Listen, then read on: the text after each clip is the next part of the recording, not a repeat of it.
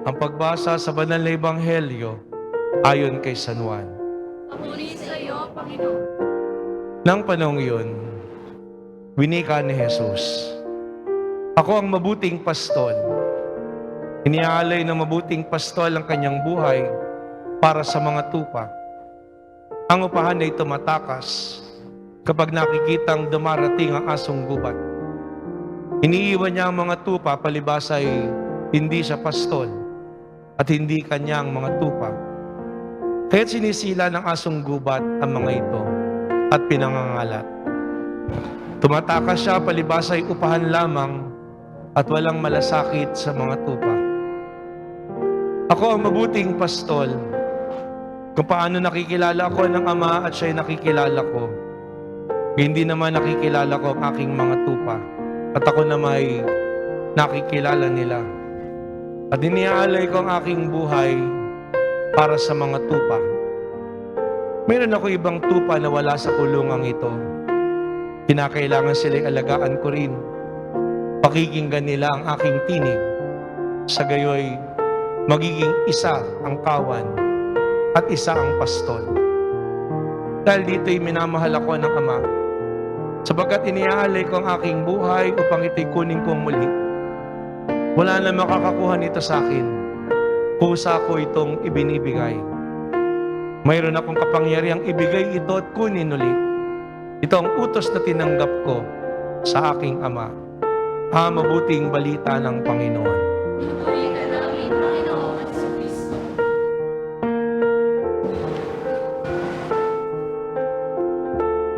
Magandang gabi po sa inyong lahat. Ngayon ay kaapat na linggo po ng Pasko ng muling pagkabuhay ng Panginoon.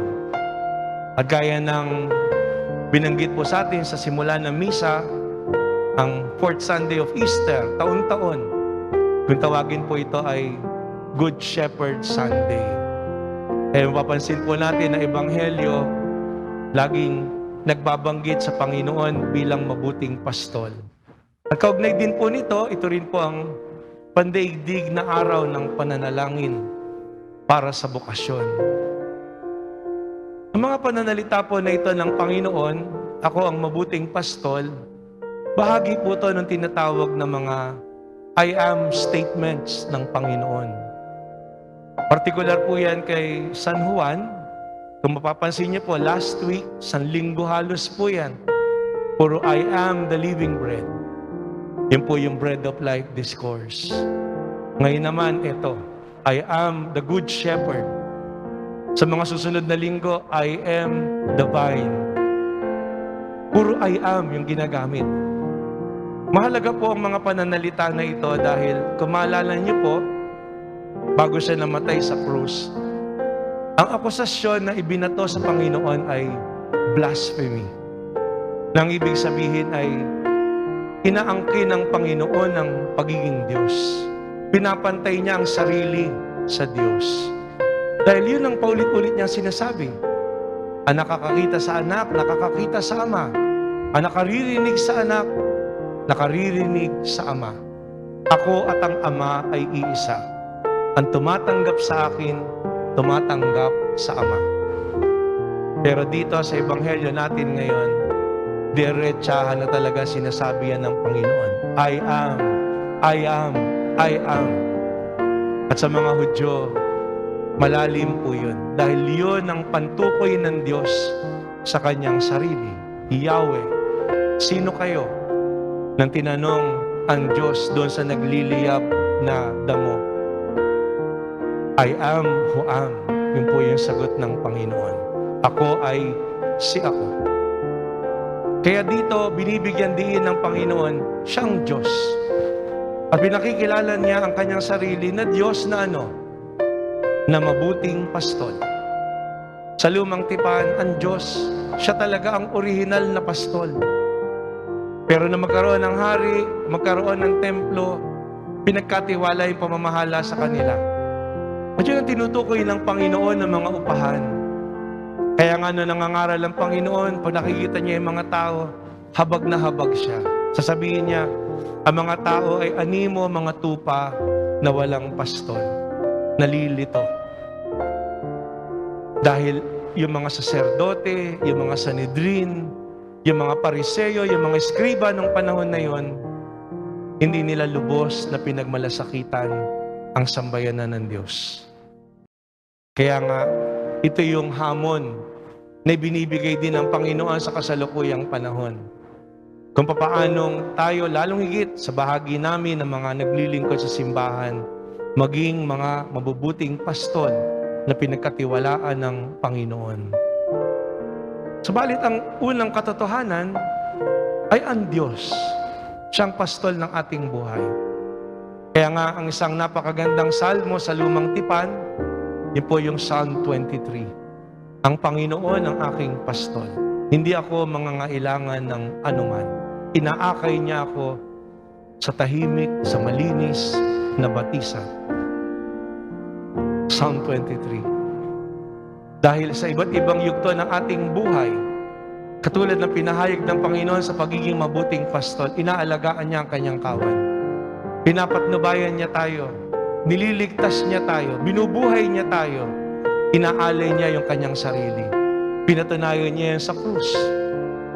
At maging pagkaraan ng kanyang kamatayan at muling pagkabuhay, sa mga kwento sa Ebanghelyo, natunghayan natin paanong ang Diyos patuloy na pinastulan ang mga alagad, ang unang simbahan.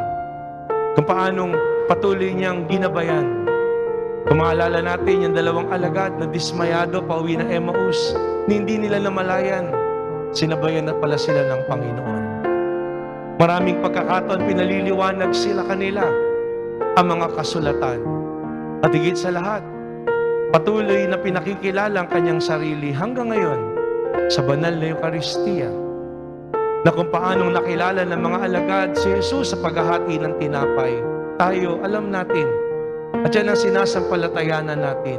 Sa banal na Eucharistia, sabi nga po sa prepasyo, ang inialay sa krus, hindi na muling mamamatay. Dahil ang inihandog sa krus ay buhay lagi bilang handog sa banal na Eucharistia.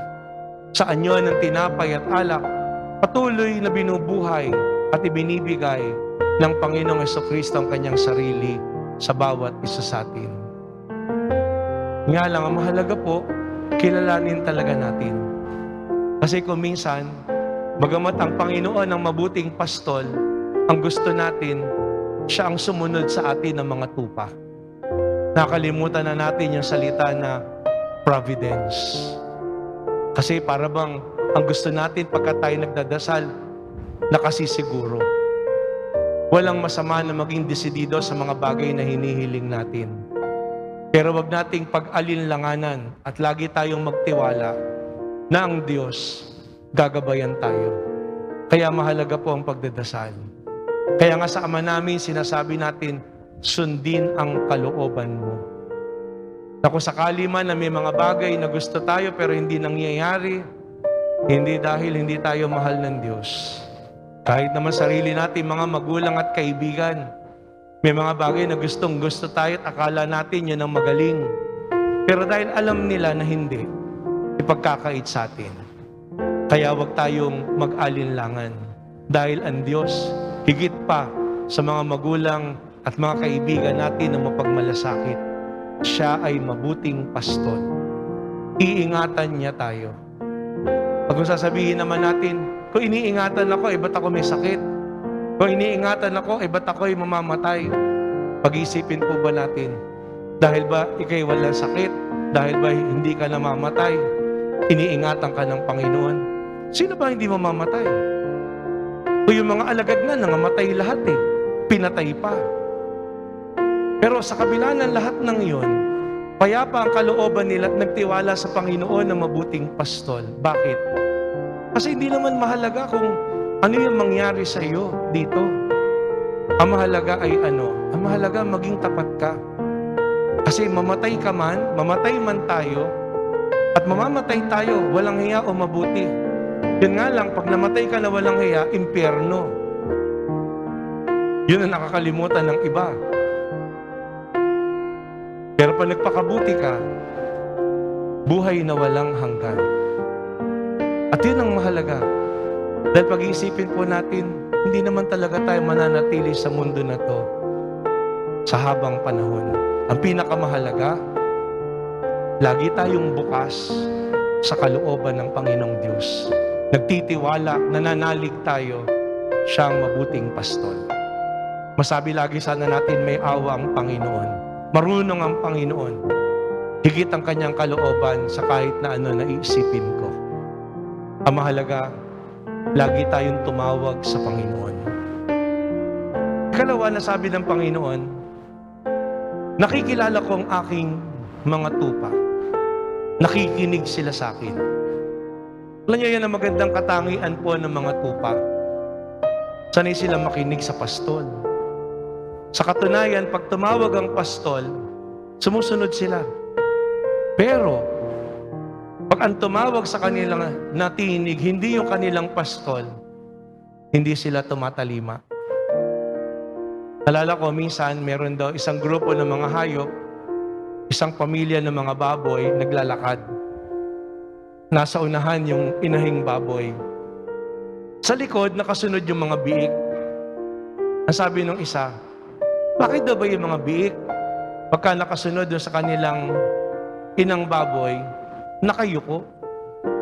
Lahat ng mga biik, nakayuko lahat na ganun. Bihira naman yung mga nakaganon lahat. Lahat nakayuko. Sabi na isang nagsabi, kaya doon nakayuko yung mga biik, in-interview yata yung isa. Sabi doon ng isang biik, kasi nahihiya daw sila yung nanay nila baboy. Kaya nakayuko lagi. Siguro sabihin niyo, Father, ano naman ang connection ng mga baboy sa tupa? So meron naman po, kaya ako siningit yan. Di ba sabi ko po, yung tupa, nakikinig, tapos sumusunod. Tayo, pag naririnig natin ang tinig ng Panginoon, tumatalima ba tayo? Pag tinatawag tayo ng Panginoon sa kabutihan, sa pagdadasal, sa pagmamahal, tumatalima ba tayo? Nakikinig ba tayo? Sumusunod ba tayo? Paminsan katulad ng mga biik, ano lang nangyayari sa atin? Sa halip na tumalima, sabi nga ng mga biik, nahihiya sila. Alam niyo, kuminsan yan po eh. Magandang obserbahan natin yun. Pag tinatawag ka na magdasal, tinatawag ka ng pakabuti, tinatawag ka na magmahal, tumatalima ka ba? O nahihiya ka? Nararamdaman po natin yun. Sabihin, kakain. Anong gagawin bago kumain? Ano po gagawin bago kumain? Siyempre, magdasal. Walang problema, nasa bahay, magdasal. Sige, nagdasal.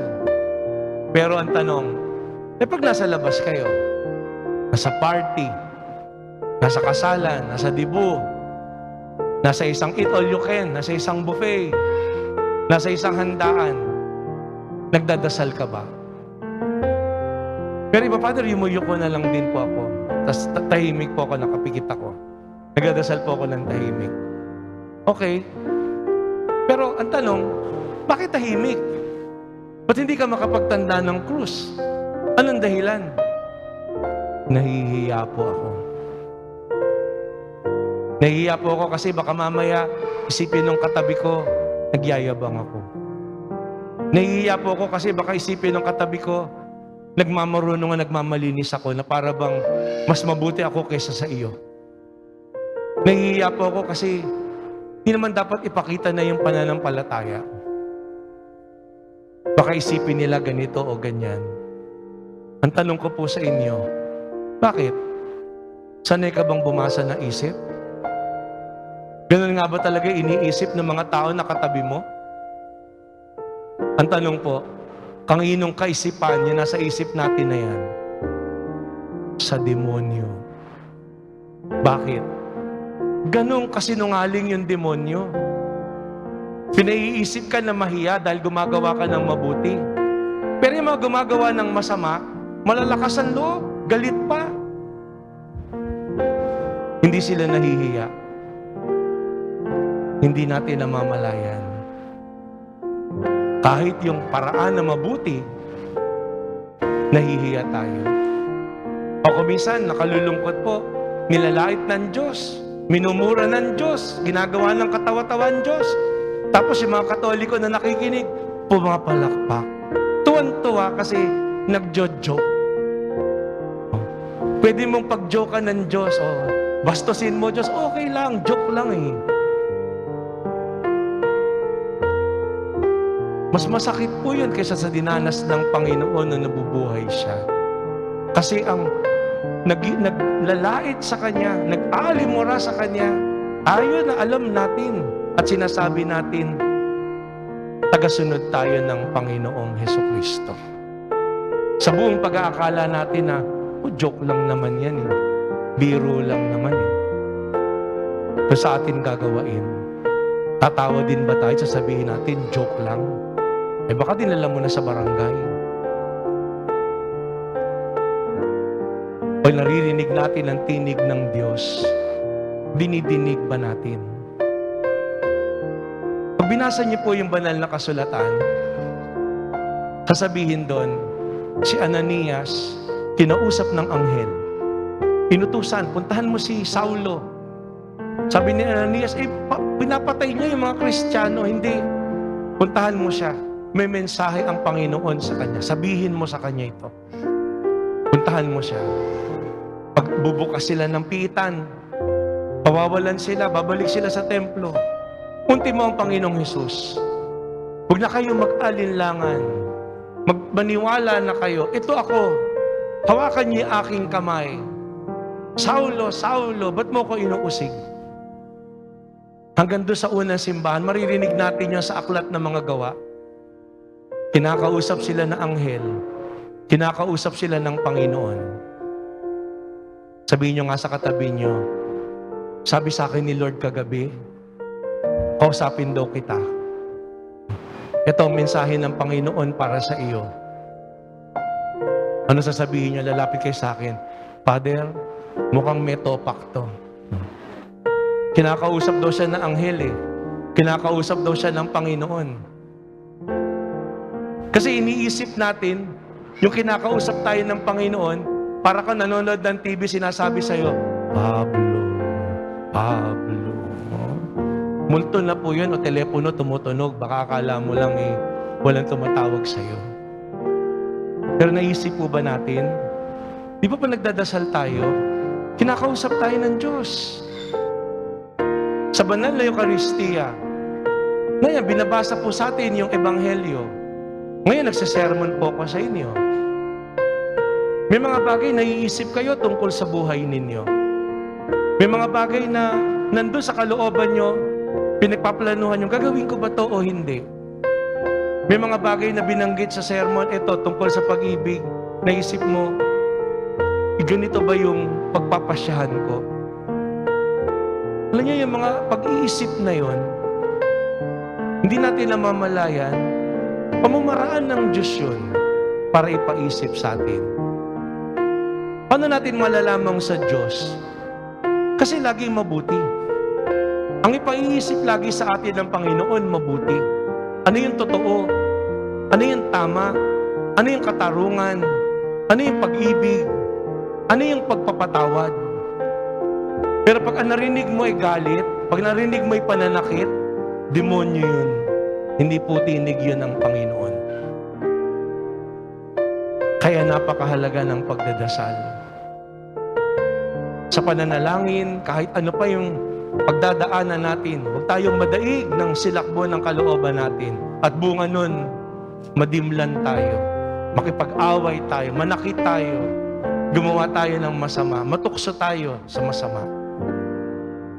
Pero kung mananalangin tayo, liliwanagan lagi po niyan yung isip natin. Kaya kung hindi tayo nagdadasal, paano natin mapapakinggan ang tinig ng Diyos? Kaya kung lumilipas yung araw natin, hindi tayo nagdadasal, mapapagod po kayo. Pero kung may oras lagi kayo sa dasal, uunahin niyo yan bago ang lahat. Kahit marami kayong gagawin ng buong araw, kahit mapagod yung katawan niyo, may kapayapaan yung kalooban niyo. Kasi nakatitiyak po ako, wala kayong bagay na ginawa na hindi niyo pinag-isipan kung yan ba ay tunay na kalooban ng Panginoon o hindi. Hindi po patagalan ng dasal. Ang mahalaga nandun, binubuksan natin yung puso natin sa Diyos. Kaya kahit magtagal ka sa dasal, hindi ka maiinip. Sabi nga ng isang santo, every day you must spend at least 15 minutes in prayer. At least 15 minutes. If you are then very busy, sabi niya, at kung ikaw daw ay talagang busy, you must spend at least an hour. Sabi ko po, ang bihira. Yung ordinaryong gawa ay 15 minutes. Tapos kung marami kang ginagawa, 1 oras. Pero totoo po yun. Kasi yung 1 oras na yun, yan, ginagawa natin, pagsisimba. Nandun, talagang nasusuri mo yung buhay mo. Nasusuri mo yung kalooban mo. Ano nga ba yung direksyon na gusto kong gawain? Hindi lang sa araw na ito, kundi sa buong linggo na to na pumapasok. Ngayong unang araw ng linggo. Ang kanyang tupa, nakikinig at tumatalima. At sa huli, ito rin po yung linggo ng pananalangin sa bukasyon. Pero wag po nating limitahan ang pananalangin para lamang sa amin ng mga pari. Mahalaga po yun. Napakahalaga na ipagdasal niyo po kami na mga pari. Pagdasal niyo na magkaroon tayo ng bukasyon. At lalong higit pagdasal niyo na kami maging mabuting pastol. Kasi tao din naman po kami, may mga kahinaan, nagkakamali. Napakahirap pag po kami mga pari magiging walang hiya. Pag hindi kami magiging mabuting pastol. Dahil ang sisirain mo yung buhay at pananampalataya ng bawat isa sa inyo. Kaya napakahalaga po ng pagdadasal niyo para sa amin. Pero hindi lang po yun. Napakahalaga ng pagdadasal din natin sa bawat isa. Dahil ang tinatawag para sa kabanalan, dahil ang tinatawag para maging mabuting pastol, hindi lamang po kami ng mga magpapari o maging pari, kundi tayong lahat. Nalala ko na maliliit po kami, pagka umuwi, nandun lagi yung pagmamalaki at pagkukwentuhan. Tapos bata pa kami, tatanungin ka, anong pangarap mo paglaki mo? Laging ganun pagka nandun na yung mga bata, kaharap yung tito, tita, o kaharap yung lolo, lola, o anong pangarap mo? Bukod pa sa pagpapakita ng talento. Tapos bata pa, maliwanag na yun nung maliliit pa kami. Elementary pa lang. Gusto ko po magpari. Para ano? Para maglingkod po sa Diyos. Yung sumunod naman sa akin, gusto ko po magdoktor. Yan, mainam, kompleto. Para ano? Para po gagamutin ko po kayo pagka kayo nagkasakit. Kasi yung bunso naman, gusto ko po maging abogado. Para ipagtatanggol ko po kayo pagka meron ng aapi. Ang biruan po doon sa bahay, no, kompleto. Imagine mo yan, no? Pag nagdoktor, makapagtatayo ka ospital. O, pag namatay, kasama na yung package, may blessing. O, pag may nagalit, nagdemanda, may abogado, may magtatanggol. O. Gusto ko po maging engineer. Para ano, pagpapatayo ko po kayo ng magandang bahay paglaki nyo. O, gusto ko po maging isang negosyante din katulad nyo para yung pong kabuhayan, ako po yung magpapatuloy para papahinga na lang kayo. Yan. Sa mga magulang natin, tuwan-tuwa pag naririnig yun.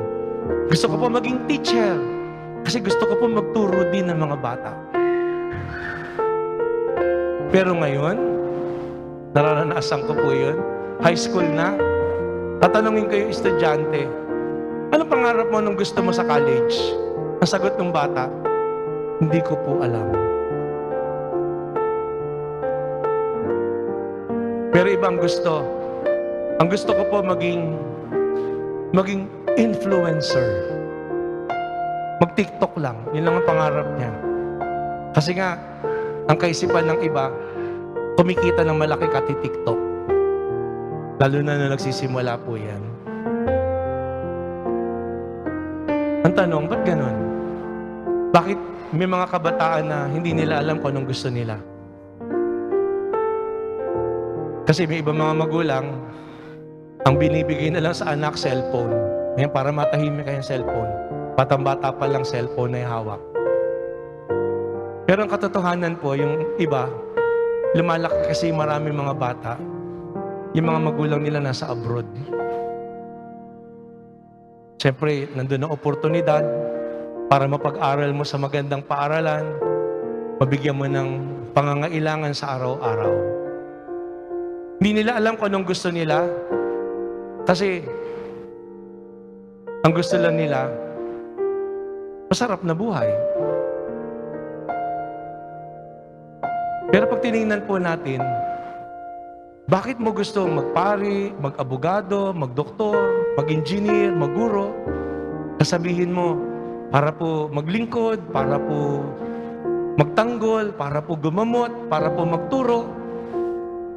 Ano po yun? Kabanalan. Hindi dahil gusto ko pong kumita. Kaya may mga tao ngayon, nagtatapos sila sa pag-aaral, marunong. Pero anong trabaho? Ang trabaho mang-scam. Ang trabaho mag-fake news. Ang trabaho manloko sa pyramiding. Kasi sabihin nila, trabaho lang.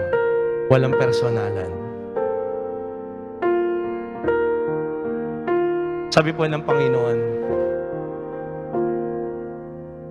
tinatawag ko ang mga tupa ko at nakikinig sila. Nung maliit po kami, pag umuwi ako sa impo ko, ang ritual na sa umaga, nagpapakain ng manok. Meron kaming mga manok na Tagalog. Gusto ko po yan kasi pag naghagis ka ng dinurog na mais, tatawagin mo yung mga manok. Ano sasabihin mo sa mga manok? Kaya, di ba, nakita mo, maglalapitan na yung mga manok. Pag tatawagin mo yung pusa, lalapit naman yung mga pusa. Pag tatawagin mo yung mga aso, di ba? Hindi tatawagin mo yung manok, lalapit yung mga manok. Asan nasasagot ng manok? Nasagot ng manok. Alangan naman tinawag mo. Tapos lumapit yung pusa. Aw, aw, aw, aw, aw. Ang Diyos, pag tinawag po tayo, ang laging salita niya, pag-ibig. Ang tugon natin, pag-ibig din. At yung pag-ibig na yun, yun ang dahilan kaya natin gustong maglingkod. Yun ang dahilan kaya gusto nating gumamot. Yun ang dahilan kung kaya gusto nating magpatayo ng bahay. Yun ang dahilan kung kaya gusto natin magturo. Kaya napakahalaga ng mga magulang natin at bawat isa, yung pamilya natin.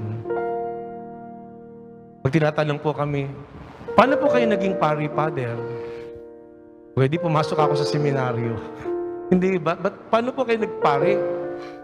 Sinabihan po ba kayo nung magulang niyo na magpari? Ako hindi. Hindi sinabi ng magulang ko sa akin, anak, magpari ka balang araw. Ewan ko din po. Basta ang alam ko, hanggat maaari nagsisimba kami pag linggo. Imisa na sa parokya namin nun sa May Kawayan po, sunod-sunod yung oras. 5, 6, 7, 8, 9, 10. Dumarating kami kalagitnaan ng misa, kuminsan. Nadating kami, halimbawa, first reading. Ako tagapagpaalala ng oras sa mama at papa ko. Kasi tumatawid kami sa kabilang misa. Pag nakita kong yun na yung first reading, o yun na yung offertory, kinakalabit ko na, Ma, inabutan na natin yan. Parang sine. Inabutan mo yung ganitong party. Napanood na po natin yan, inabutan na natin. Ayang-aya na ako na umuwi. Hindi po ako nag-serve sa altar. Pero lagi kami sinisimba. Umuwi kami sa baryo, pagpista ng San Antonio. Kami mga okasyon, nakapila kami sa karo. Tapos, naalala ko lang, pag nagdadasal, tatanungin namin, ano po pagdadasal namin? Nasagot lang sa amin, pagdasal nyo, gawin kayong mabuting tao. Pagdasal nyo, gawin kayong mabuting tao. Hindi pagdasal lang natin na magkaroon tayo ng maraming pera o yumaman. Pagdasal nyo na gawin kayong mabuting tao.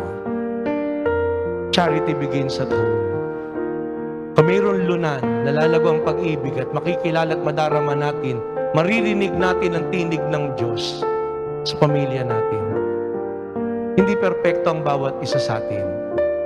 Pero tayo mga kahinaan at pagkukulang. Pero sa taimtim na pagdadasal, sa ating linggo-linggo na pagsisimba, sa pagninilay natin na salita ng Diyos, lagi tayong tatawagin ng Panginoon para higit na magpakabuti. Para higit na maging daluyan ng kanyang pag-ibig. Para liwanagan ang ating pag-iisip.